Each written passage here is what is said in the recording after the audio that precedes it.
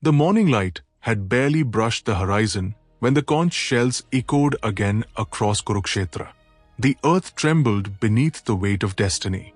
Golden dust swirled through the still air, settling over the chariot of Arjuna and Krishna.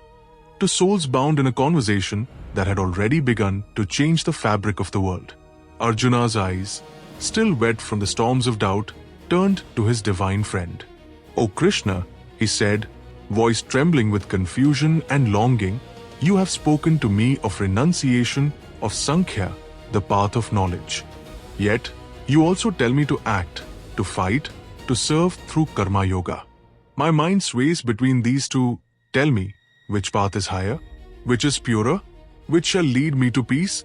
Krishna smiled, not with the softness of ordinary compassion, but with the stillness of cosmic understanding. His golden robe fluttered in the breeze as the light of dawn caught the blue of his skin, making it glow like the depths of a tranquil ocean. "Arjuna," he said, his voice a calm wave that seemed to ripple through the very air, "both paths, knowledge and action, lead to freedom. But understand this, O mighty warrior, mere renunciation without wisdom or devotion does not bring peace. He who acts without attachment, whose heart is pure, who works for the sake of the divine, that one truly attains liberation." Arjuna listened, brows drawing together. The battlefield stretched endlessly around them, banners snapping, soldiers waiting. Yet, for him, there was only Krishna's voice, soft, radiant, infinite. "Both paths are sacred," Krishna continued, "but of the two, the path of selfless action is easier for embodied souls. For how can one renounce the world while still bound by thought, by desire, by the very breath that sustains life? It is through work, done in surrender, that the chains of karma are broken." The wind shifted. A single white feather from one of the chariot's horses drifted through the air, landing softly at Arjuna's feet. He watched it fall, weightless, effortless, and something within him stirred. Then, "Lord," he whispered, "to act without attachment. That is the way." Krishna's eyes gleamed, ancient and eternal. "Yes, Partha, to act, and yet remain untouched, that is freedom." As the morning ripened, the sun began to rise higher, casting long golden beams over the chariot. Krishna's words flowed like the Ganges, calm, clear, and endless. He spoke of the soul that neither acts nor causes action, though it may appear to move, speak, or work. He spoke of how every action, when done without ego, without selfish desire, becomes a worship, a yajna of life itself. "Look around you, Arjuna," Krishna said, gesturing to the field. "Each warrior believes he acts. Yet truly, it is the nature of Prakriti, of the three gunas, that act through them. The wise see this, and in that vision, they are free." Arjuna's mind burned with thought. "Then am I not the doer? Krishna, is this war not my burden? Is victory or defeat not mine?" Krishna's smile deepened. "You are the witness, O Dhananjay. You are the seer behind the sword, not the sword itself. When knowledge and action unite, then the storm of duality ceases, the mind rests in peace, the soul shines in truth." Arjuna looked at his own hands, hands that had drawn the bow of heroes, hands that trembled now not from fear, but from awakening. "Then it is not the act that binds, but the attachment to it?" "Yes." Krishna's voice rang through the stillness, a note of thunder in the heart of calm. When a man works with his mind fixed on the divine, when he acts as an instrument of the eternal, his work purifies him, not binds him. Renunciation and karma are not enemies, Arjuna. They are two rivers flowing to the same sea. The sound of distant drums carried across the field. Arjuna's eyes lifted toward the horizon, where the morning had shimmered with heat and life. Yet his mind was elsewhere, inward, tracing the pathways of Krishna's words. "Tell me, Lord," he said softly, "what of those who renounce all work and dwell in silence? Are they not closer to the truth?" Krishna's gaze softened. and his voice grew gentle like a breeze passing through lotus petals. Arjuna, true renunciation is not the giving up of deeds, but of desire. He who sits idle but dreams of the fruits of action is not free.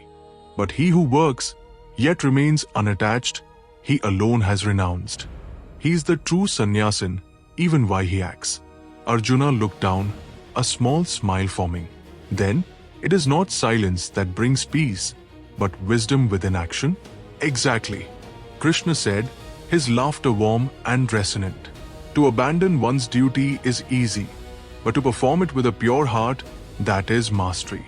The ignorant see these two paths as different, but the wise see them as one.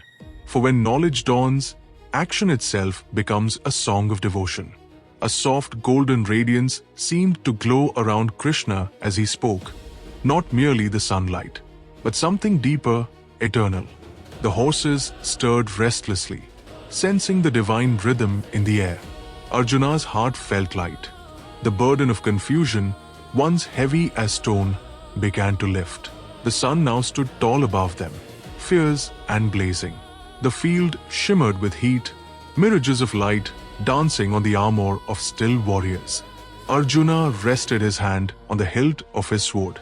It gleamed in the sunlight, sharp and heavy, a weapon meant for destruction. Yet now, in his heart, it seemed something else entirely. Krishna, he said quietly, you speak of unity, of the oneness of action and knowledge. Yet, how does one live so, in this world of battle and blood? Krishna looked at him, eyes steady and endless. By seeing all action as his action, and all knowledge as his light. When the mind is still, when the heart is pure, even the sword becomes holy. Action performed in selflessness becomes worship, and through that worship, the world is uplifted. Arjuna's eyes glistened. But I am only a man, Lord.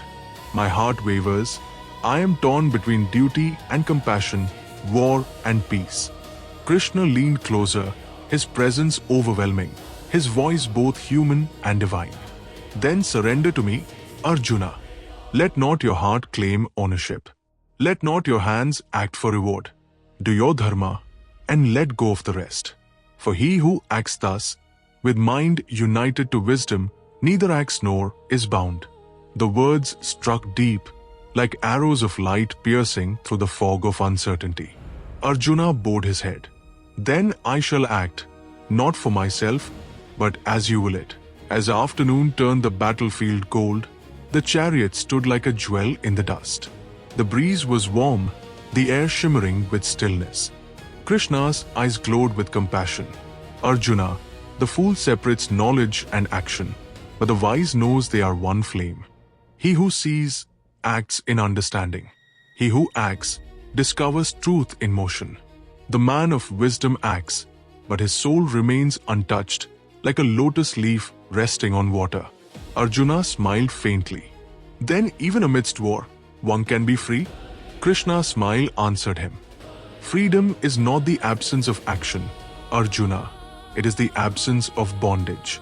Perform your duty with heart anchored in the self, and every act will carry you closer to me. The words shimmered in the air, as though written in light. Even the vines seemed to pause, listening. Far away, the armies waited. Yet in this chariot, in this golden moment, there was only peace. The sun began to lower, painting the sky in hues of umber and rose. The golden chariot stood silent amidst the sea of waiting warriors, its flag, marked with Hanuman, rippling softly. Arjuna's face had changed. The fire of doubt had given way to the calm of understanding. His eyes no longer wavered between paths, for he had seen that both led to the same destination. Krishna watched him with a look of quiet joy. Now you understand, Arjuna, he said softly. Sankhya and karma are not two, they are one. Both arise from knowledge, both end in peace. He who knows this truth lives in eternal harmony, working, yet beyond work, acting, yet free. Arjuna bowed deeply, his voice steady. Yes, Lord, I see it now. Whether through thought or through deed, It is you alone who guide all paths." Krishna smiled, radiant, eternal. "Then rise, Partha. Lift your bow, not in anger, not in pride, but in surrender. For your action, done in wisdom, shall be as pure as silence itself." The vine rose once more. The chariot's horses neighed softly, their eyes glinting like mirrors of light. Above them, the sky blazed with the last light of day, and for a moment, the battlefield of Kurukshetra seemed to dissolve, no longer a place of war, but a place of awakening. Arjuna lifted his bow, his heart steady, his mind clear. The warrior had become the sage, and in his stillness, the world itself seemed to bow.